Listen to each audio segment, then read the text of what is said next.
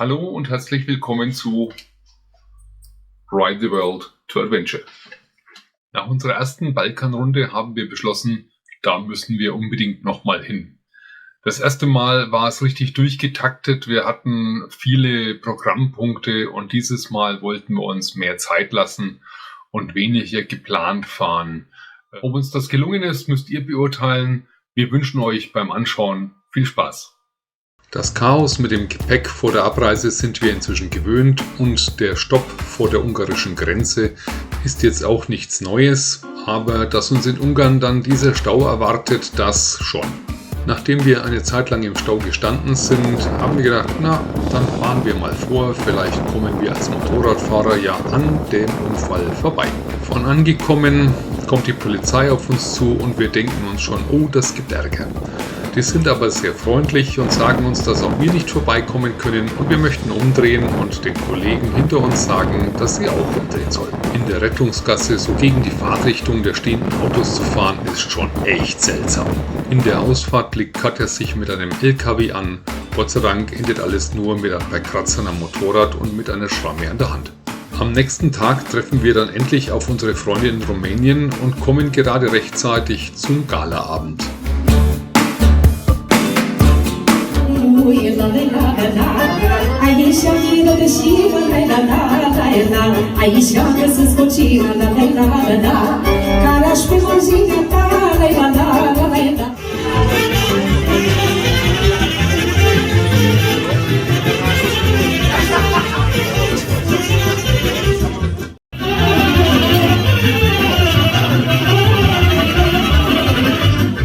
Wer am nächsten Tag wieder nüchtern ist, kommt mit auf den Tagesausflug.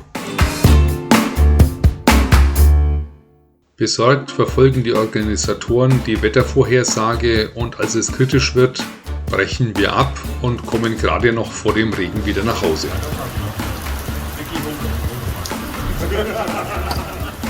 Am nächsten Tag scheint wieder die Sonne und wir fahren zur Donau und über das Eiserne Tor nach Bulgarien. Nachdem wir letztes Jahr hier schon viel angeschaut haben, fahren wir auf der Autobahn relativ schnell durch und nach Nordmazedonien.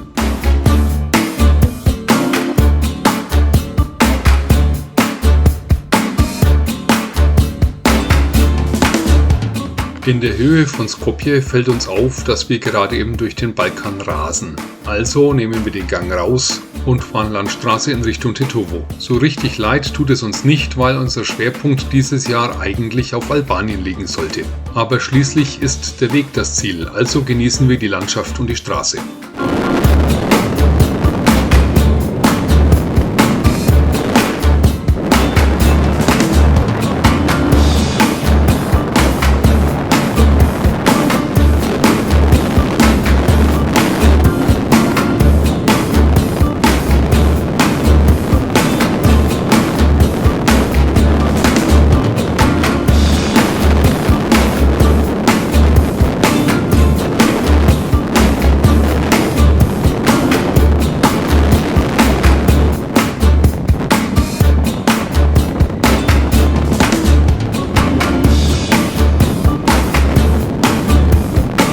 Unser Tagesziel ist ein Hotel in einem Skiresort in Popowa Šapka. Der Tag war lang und so können wir die Kurven, die uns bis auf 2300 Meter führen, gar nicht richtig genießen. Trotzdem laufen wir natürlich ein paar Meter, um unsere Knochen wieder zu mobilisieren.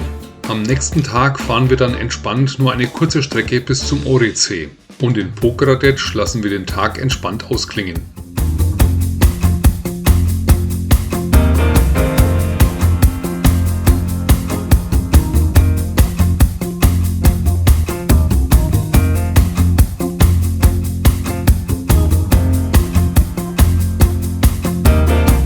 Von Pokradec geht es dann über Librazhd nach Elbasan. Da die Strecke jetzt nicht wirklich lang ist, nehmen wir eine Nebenstraße. Dauert zwar etwas länger, aber die Natur ist einfach fantastisch.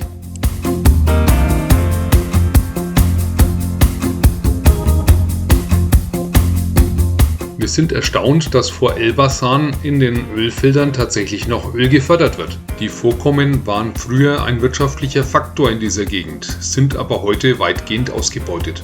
Ein paar Schweizer Motorradfahrer empfehlen uns ein Hotel und nachdem wir unseres nicht finden, nehmen wir das dann gerne an. Auch wenn wir uns hier einen Tag Auszeit gönnen, gehen wir gleich noch rauf zur Burg, um sie anzuschauen und die Aussicht zu genießen.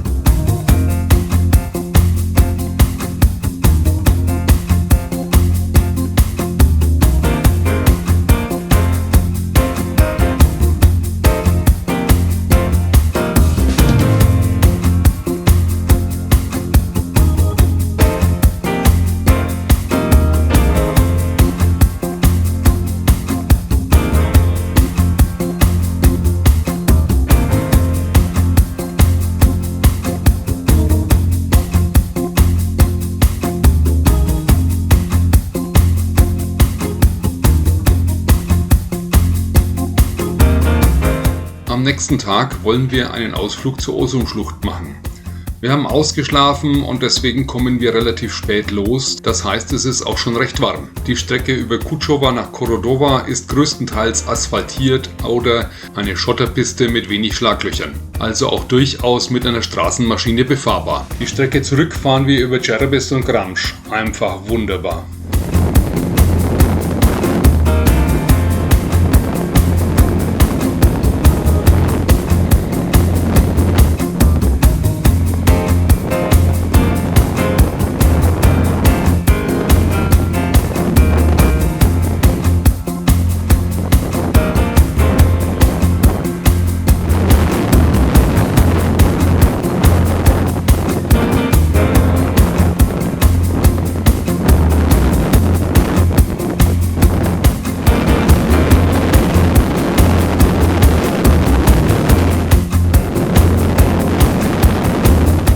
Es gibt mehrere Aussichtspunkte, bei denen man auf jeden Fall anhalten sollte.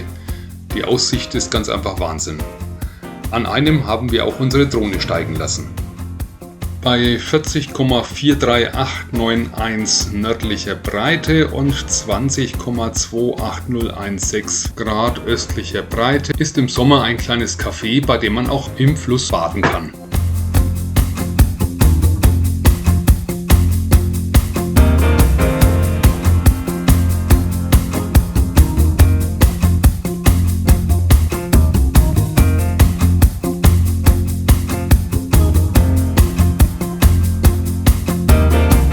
Am nächsten Tag geht es bei Durrës ans Meer. Die Hotelbunker direkt am Strand sind nichts für uns, deswegen haben wir uns für ein etwas kleineres, familiäreres Hotel entschieden, was in zweiter Reihe steht. Wir nehmen unsere Badesachen und suchen uns noch ein freies Plätzchen am Strand. Danach machen wir noch einen Rundgang und erkunden die Stadt.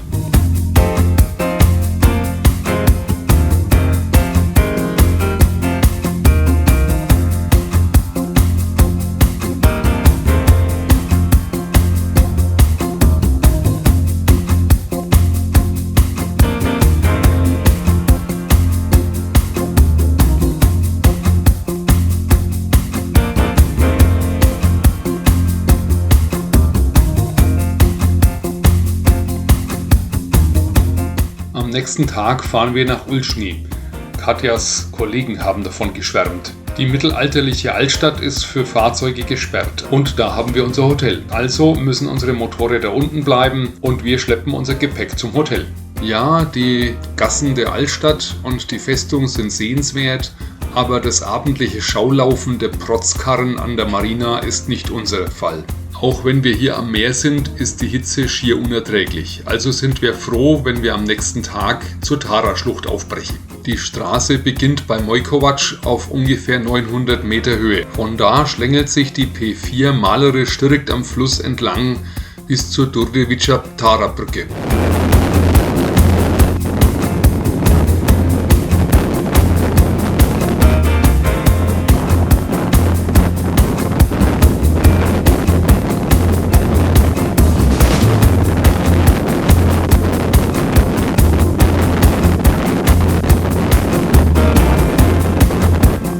Wenn ihr sehen wollt, wie es weitergeht, dann sehen wir uns gleich beim nächsten Teil.